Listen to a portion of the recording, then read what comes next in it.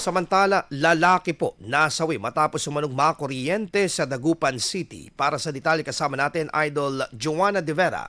104.7 IFM. Report!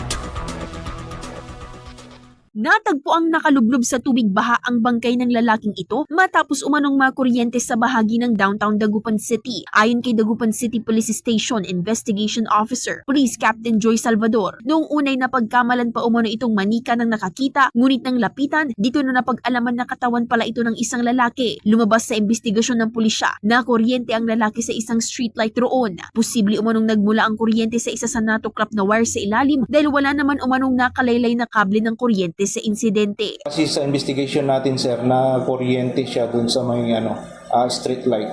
Doon po nanggagaling yung ground ng kuryente, sir. May nakalaylay na kable or ground siya? Wala naman po, sir. Wala naman po nakalaylay o maaaring may nabalatan na wire sa ilalim.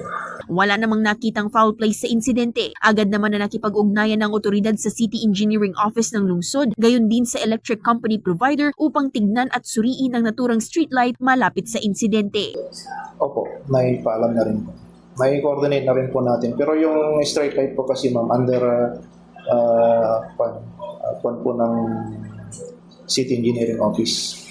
Sila po yung nag-maintain. Kasama mula dito sa IFM Dagupan, ito si Idol Joanna De Vera, Tatak IFM. IFM News. IFM News. IFM News.